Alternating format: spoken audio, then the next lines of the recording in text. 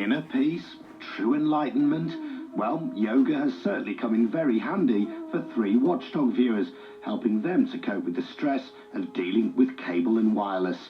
Ian Swain from Leeds linked up to cable and wireless in September. The first problem, just days after installation, a crossed line with a neighbour.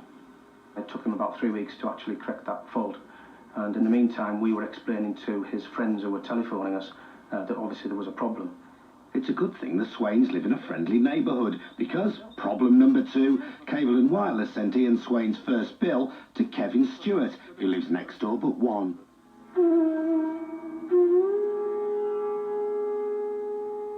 Problem number 3, when bills finally arrived at the right address, Ian couldn't understand them. They just didn't add up. The most recent bill that I've received indicated that I owed them £21, when in fact I'd calculated it to be much more than this. 2 days after that I received a final reminder demanding £105. Ian Swain would prefer to pay by direct debit. He's filled in 3 request forms and still nothing. Cable and wireless say it's the bank's fault, but Ian knows it's not his bank's mistake. He's a bank manager. Ian has written to cable and wireless 6 times, finally with this ultimatum. I have no alternative but to contact Anne Robinson! Exclamation mark.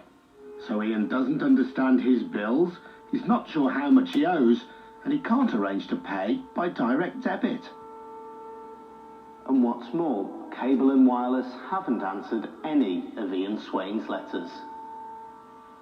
Stephen Martindale from London doesn't always look this relaxed. Just 3 weeks after signing up with cable and wireless, he had crossed lines too.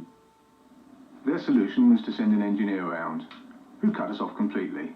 So Stephen went back to BT, but cable and wireless are still sending him monthly bills for calls he hasn't made on a line he doesn't use.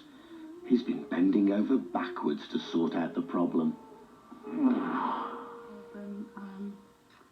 Helen Hasler moved into a new house in Huntingdon last August. She's always been with BT. Even though Helen isn't a cable and wireless customer, they've sent more than a dozen letters to her house. And 21 of these, a strange piece of equipment she didn't ask for and doesn't know how to use. Still, at least it gives the kids something to play with. Maybe Helen Hasler could have honorary membership of the Watchdog yoga class for cable and wireless customers who haven't found inner peace or true enlightenment. Thanks, Adrian, who you probably heard's caught a sore throat from doing all that yoga. Cable and wireless are very apologetic tonight. They admit they don't always get it right, but they're working hard to get there. Anyway, Stephen Martindale and Helen Hasler won't be sent any more letters, and cable and wireless say they'll be contacting Ian Swain to discuss compensation. The company says it deals with 1.5 million phone calls every month. Only 2 to 3% are severe complaints, so that's up on the 1% companies usually tell us about, Alice. But they do say complaints are dealt with within 20 days, and a new database is going to help to sort things out. Now, Uganda, 8